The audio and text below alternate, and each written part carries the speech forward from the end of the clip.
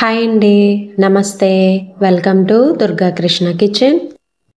ఒకసారి ఈ విధంగా జంతికలు ట్రై చేయండి. టేస్ట్ అయితే భలే వస్తాయి. దీనిలో మనం మినపప్పు వేసి జంతికలు ప్రిపేర్ చేస్తాము. గుల్లగా చాలా బాగుంటాయి. దసరా హాలిడేస్ ఆల్రెడీ స్టార్ట్ అయిపోయాయి కాబట్టి పిల్లలకి ఏదో ఒకటి చేసి పెడతా ఉండాలి. ఇలా చేసి పెట్టేసుకుంటే 15 రోజుల వరకు నిల్వ ఉంటాయి.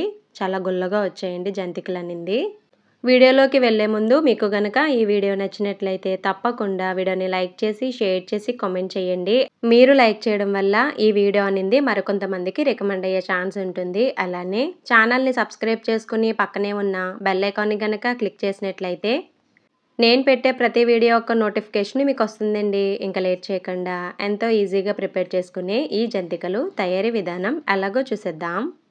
ముందుగా కుక్కర్లోకి 1/2 కప్పు వరకు మినపప్పు తీసుకోండి. ఒక 2-3 టైమ్స్ బాగా కడుక్కున్న తర్వాత దానిలోకి 1/2 కప్పు మినపప్పుకి 1.5 కప్పు వరకు వాటర్ని యాడ్ చేసుకోవాలి. ఇది పర్ఫెక్ట్ కొలతండి. పప్పు బాగా ఉడుకుతుంది. ఇలా వేస్తే వాటర్ ఎక్కువ అవ్వదు, తక్కువ అవ్వదు. స్టవ్ మీద కుక్కర్ పెట్టుకుని స్టవ్ మీడియంలో పెట్టి ఒక 3 విజిల్స్, స్టవ్ సిమ్లో పెట్టుకుని ఒక 2 విజిల్స్ పెట్టించుకోండి, సరిపోతుంది.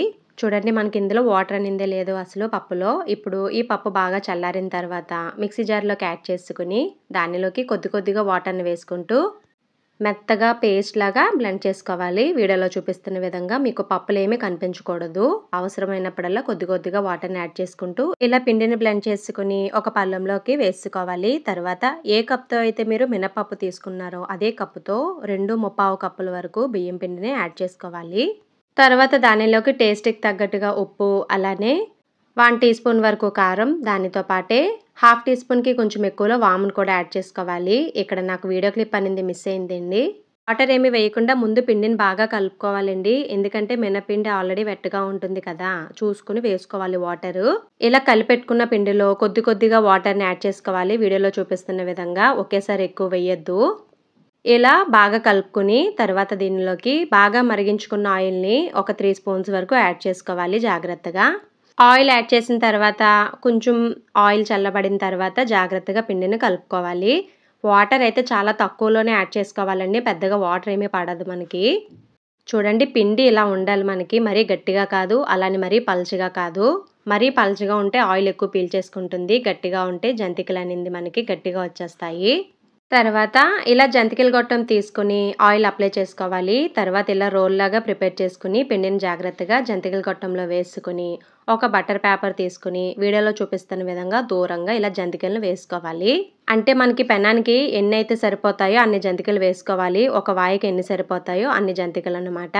బటర్ పేపర్ ప్లేస్లో మీరు మామూలు కవర్ అయినా తీసుకోవచ్చు. కాటన్ శారీస్కి వస్తుంది కదండి కవరు, అలాంటిదైనా యూజ్ చేసుకోవచ్చు. ఇలా ముందుగా జంతికలను పేపర్ మీద వేసుకుంటే మనకి డీప్ ఫ్రై చేసుకోవడానికి ఈజీగా ఉంటుంది. మీకు ఇంట్రెస్ట్ ఉంటే పెన్నంలోనే ఇలా జంతికల గొట్టంతో కూడా వేసుకోవచ్చు.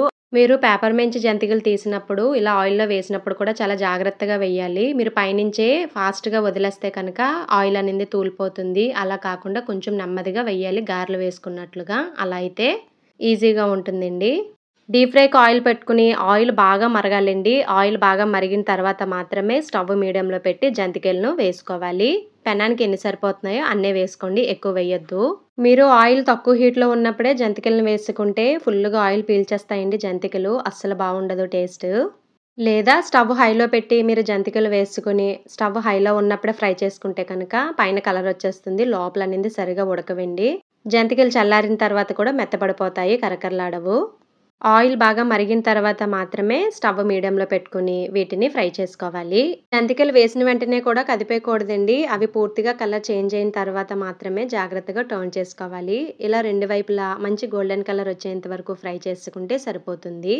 తర్వాత వీటిని ప్లేట్లోకి ట్రాన్స్ఫర్ చేసుకోవడమే. అంతేనండి, రెడీ అయిపోయే జంతికలు. టేస్ట్ అయితే భలే వచ్చేయండి. మీరు ఒకసారి తప్పకుండా ట్రై చేయండి. మరి నచ్చాయా మీకు జంతికలు?